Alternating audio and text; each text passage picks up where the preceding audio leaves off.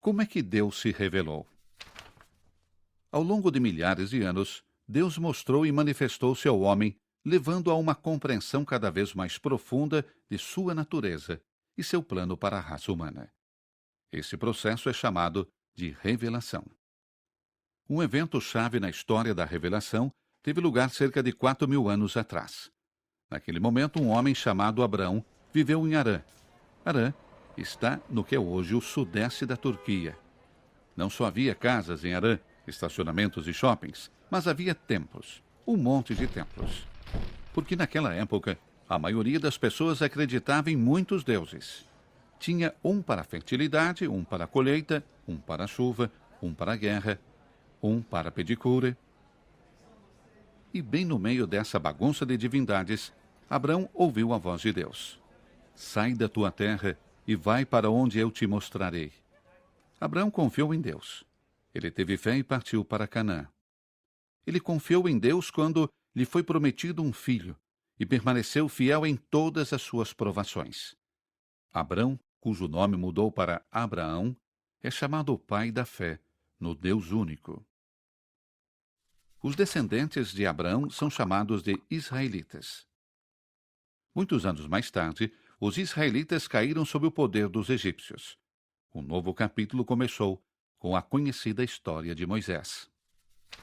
Depois de muitos anos de escravidão, uma sarça ardente, um faraó que ficava mudando de ideia e muitas pragas, Moisés conduziu seu povo à liberdade. Ao longo do caminho de volta para sua terra natal, Deus deu aos israelitas os 10 mandamentos e fez uma aliança com eles. Eles conquistaram a terra de seus antepassados e se estabeleceram. Anos iam e vinham. Então os israelitas exigiram um rei, e lhes foi dado Saul. Seu governo infeliz foi sucedido por Davi. Baixo o reinado de Davi e de seu filho Salomão, Israel viveu um período de prosperidade. O templo de Jerusalém foi erguido. Então o reino desmoronou e Israel tornou-se alvo de seus poderosos vizinhos.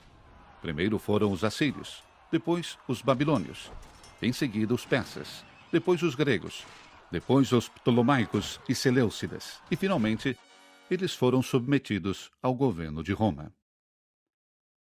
Durante todos esses séculos, o povo de Deus experimentou uma história de montanha-russa que muitas vezes foi dolorosa.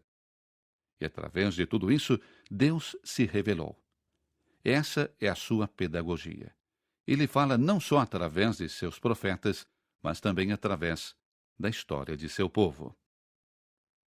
E as pessoas começaram lentamente a entender quem é Deus. Elas começaram a entender que alguém poderia ser um escravo, não só dos egípcios, mas do pecado, e que também precisavam de um êxodo do cativeiro do pecado. Eles perceberam que a terra prometida era apenas um pálido conceito do verdadeiro lar celestial.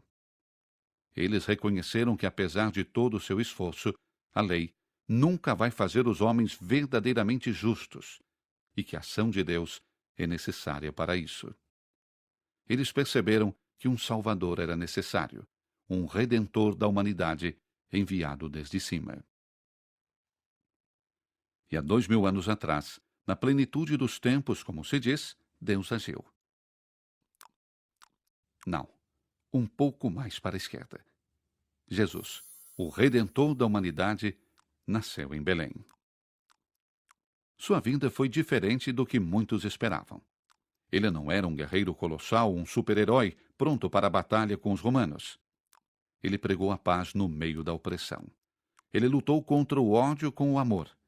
Ele nos deu a vida através de sua própria morte. Para alguns dos israelitas, estava claro que com a vinda de Jesus todas as velhas promessas tinham sido cumpridas. E levaram a mensagem de redenção para os confins da terra.